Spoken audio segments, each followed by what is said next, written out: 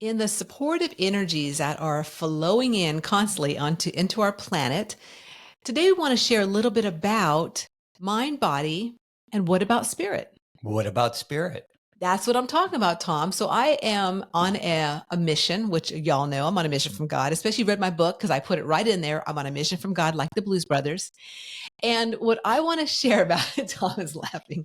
What I'm so passionate about these days is going out and doing keynote speaking and sharing with other people and other organizations who do not really emphasize or maybe grab a hold of that part of us spirit because it all goes together. It all goes together.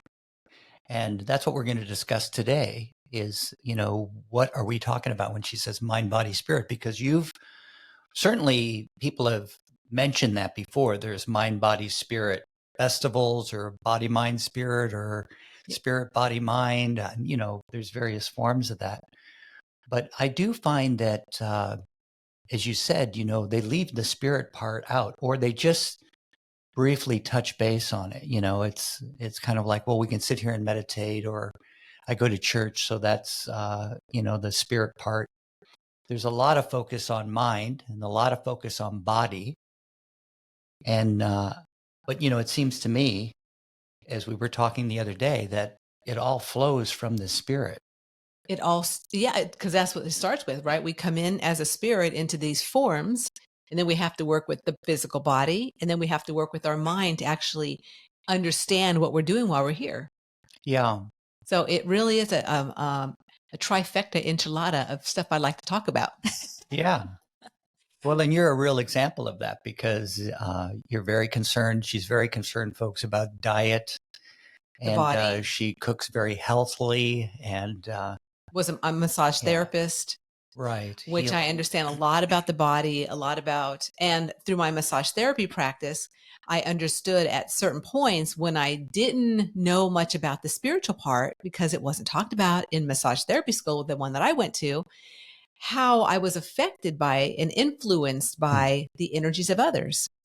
And so, some of those stories that I've shared before, and some I've shared in my, I think I might have shared in my book. Did I share it in my book? I'm not certain, but because I share a lot of darn Well, stories in my I book. think people should get a copy of your book to find out. Okay. Yeah. Yes, everyone, get a copy of my book so you can find that if that story's in there. But I do have quite a few stories of interesting things that occurred during massage therapy school and after, when I was really a practicing and licensed massage therapist, that happened in the room with other clients before and after, and to my own physical body from the energy that I was taking in, that I was not cleansing, that I was not aware of what was really going on around me. And I've heard that healing is really just a restoration of that life force or that life energy force. So Cool. it starts with the spirit. And I know that it's concepts that we have about ourselves that can sort of block the flow of all that beautiful energy that we are and have and is available to us. Yeah. And so, as an energy being and working with other people, and this is not just obviously for massage therapists, this is for all of us who are out in the world, interacting with our family members, interacting with people we see at work and we're at the stores with. Everybody out and about has a spirit, just like a body and a mind. And so interacting with that part of us and them affects us. And back to the massage therapy part, the things that I went through with, major psoriasis and breaking out of my hands where I couldn't even use my hands any longer because of things that were being stirred up inside of me and were emoting out through my hands, and through, my psoriasis. I understand a bigger picture too now, that everything that happens to me, I do bring towards me. So it's for my healing. But being able to understand what I'm going through and what I'm experiencing while I'm doing it for myself has been really priceless because it really has given me, well, it's allowed me to understand things on a deeper level. I'll put it that way. Because Tom and I, we go through a lot of things together. And so we really, are able to, bounce off each other, that sounding board, which if you didn't listen to, was an episode, Spiritual tip number 4 spiritual was tip the other number day. 4, the sounding boards, that it just gives me an understanding and a deeper explanation of what I'm going through, which at that point, back when I was a licensed massage therapist, I had no idea, no clue. And so a lot of people have no clue. And some of those people that I really am excited about, going and speaking to is the medical field, is nurses, is people at even nursing homes, different places where people really interact closely with one another and have no idea about how important it is to understand the spiritual part of who we are. Yes, and many people do that are in those, walks of life, but sometimes they get so intellectual about it that they miss the obvious. And very sensitive people like yourself, like what I hear you saying is that you would, you picked up the thoughts and feelings or emotions of others, and kind of it, you had something there to kind of attract it, but it began to manifest with you physically as well, Absolutely. because you weren't discerning that wasn't you. That was the energy that person's working with. And so that's a big key. Absolutely, for sure. And understanding that aspect of it. So another thing that comes to mind is there's a lot of organizations like medical and like we're talking about, nurses, and they do talk about mind, body, spirit, but they talk about spirit as a concept. So it's okay to have a Oh, concept well said. as I understand that as a concept of spirit. This is what spirit is, the energy in our body, whatever.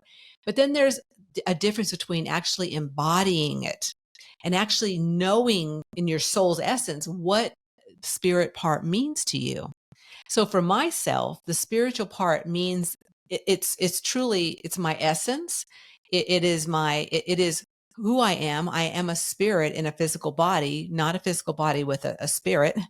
And and it's part of what I'm here to experience is this physical being and this physical body as a soul. So what does it mean to you to be a spirit, Well, Tom? as you said, it's the driving force of everything around me. It's the driving force of my physical body. And it's just important that I learn to recognize, how am I blocking the flow?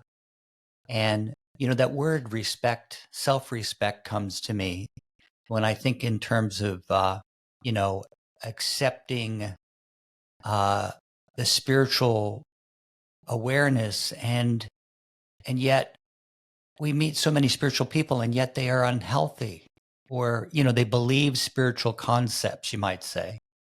So I say it's almost like they turn it into another religion. It's just got spiritual beliefs rather than, the beliefs modify the thoughts, and the discernment or the figuring it out part, the intellectual part modifies, but they're not really feeling it or being it.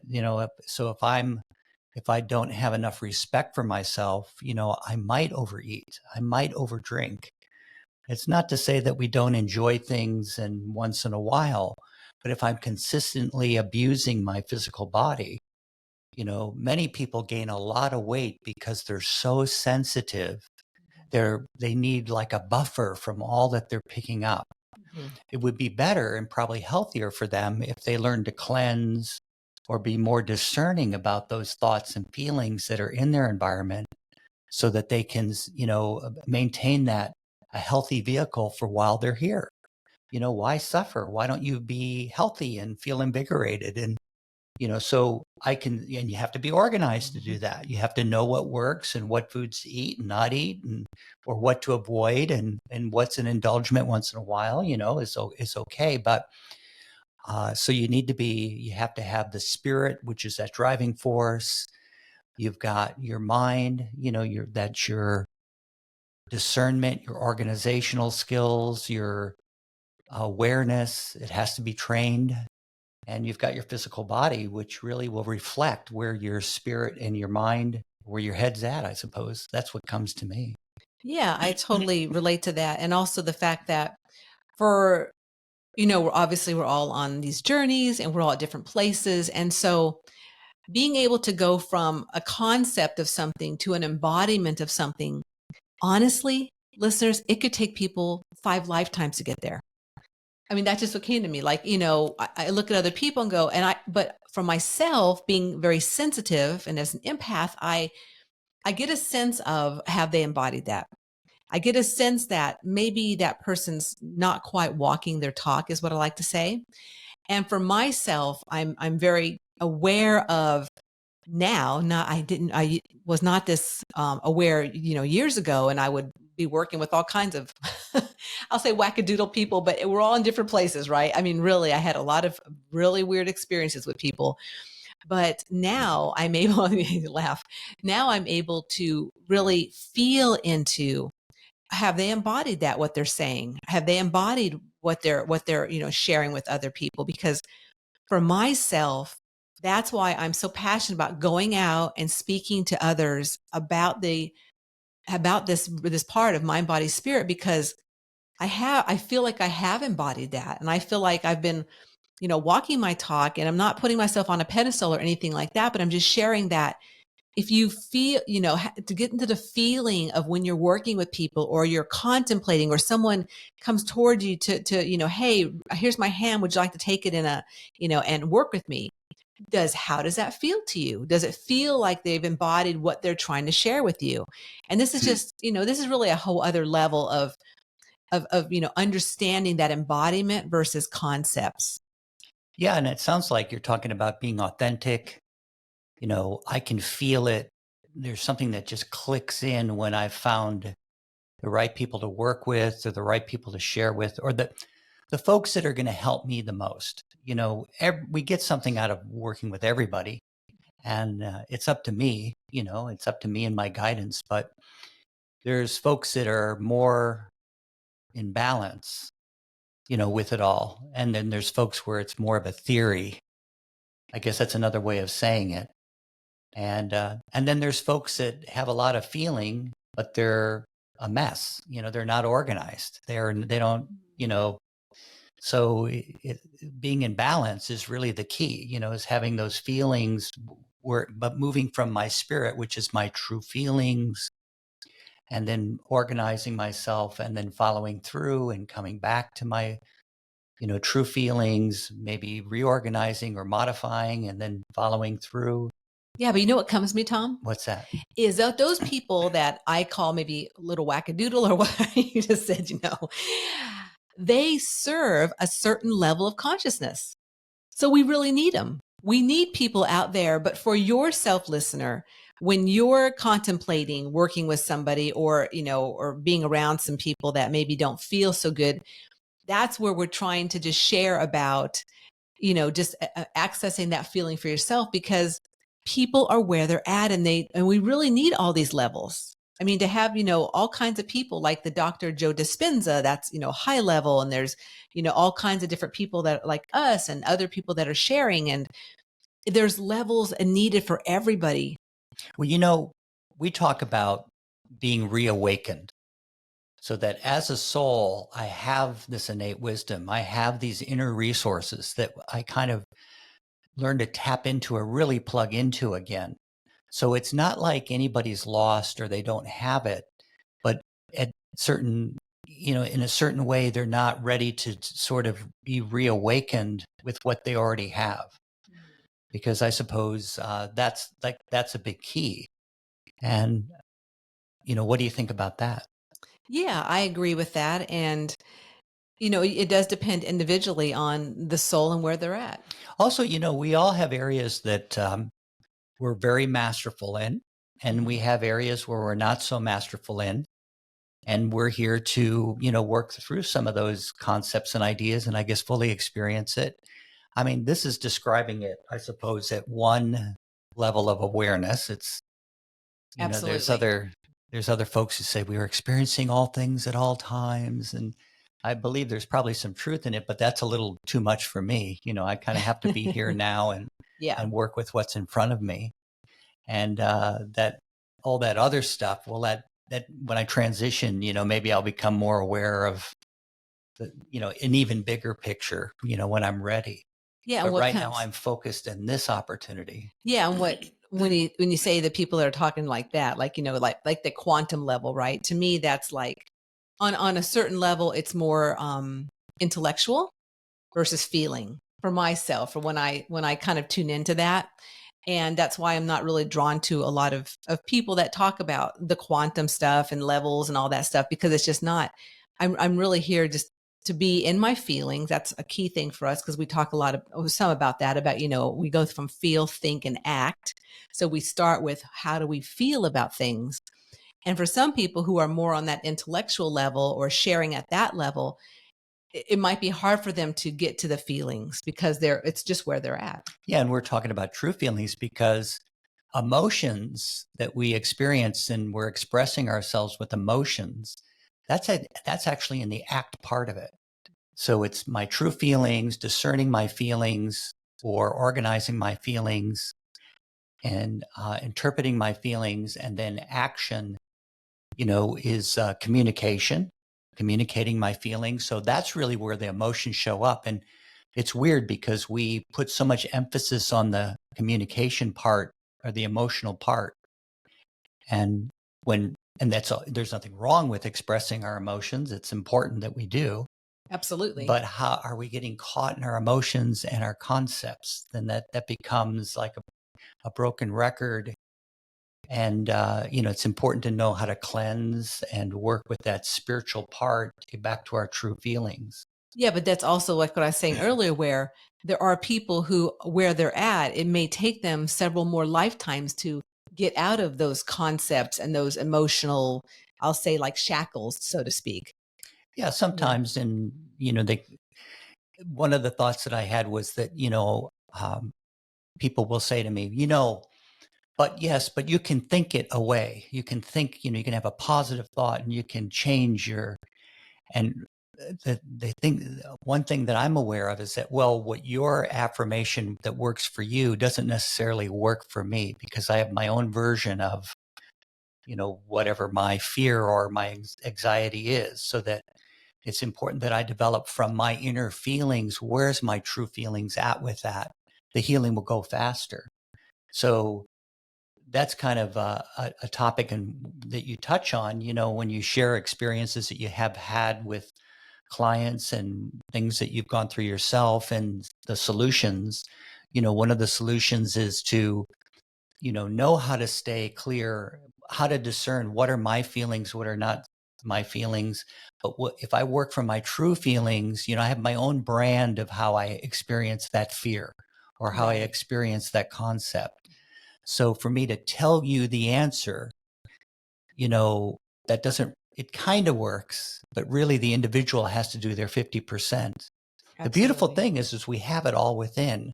It's just learning how to unfold it and tap into it. Because as you're saying, like for lifetimes, we've been trained or programmed. And so it's very familiar. Some of the concepts we have in our environment, like life is hard and we're little worms and we're not worthy. Those kinds of concepts have been around for lifetimes, and they get reinforced when we come back in. So we keep working on maybe new versions of that, or you begin to, get clear on it, but you still sort of, at a higher level, you begin to re-experience it. I just really think it's beautiful that you've got this emphasis on the spirit, but you show how it connects with the Mind in the body. mind and the body, and how Yeah. that, become a living example. And then, all these, what strikes me is we're watching about the old Hindu yogis that used to, sit there and meditate. And there's this fellow that's supposed to be 120 years old in India. And I don't know if he is or not, but maybe he is. He looks old. I'll give him that much. But, he does all those breathing techniques. And I have a feeling there's something to it. I bet you he's pretty old. And, there's all this meditation and stuff that goes with it. But what about being involved in life and taking that energy forward, so that it doesn't become something I have to do for 8 hours a day to keep my body young? And so what's the point of sitting there for 8 hours a day if you're going to live to 120, and every day all you do is sit there and meditate on, healing your body? I mean, be involved, get involved. Now that I'm not going to judge that, because I probably had lifetimes I like was gonna that, say, oh, where Tom, I'm sure I you've done that probably before. experienced that, and there was something for me Yeah. to gain from that, and exploring that avenue, So, but we love to talk about it from a more practical point of view of being involved in life. And Right. enjoying our family and our relationships and our neighbors and our work and our mind, and our body, mind and spirit. and our there we go.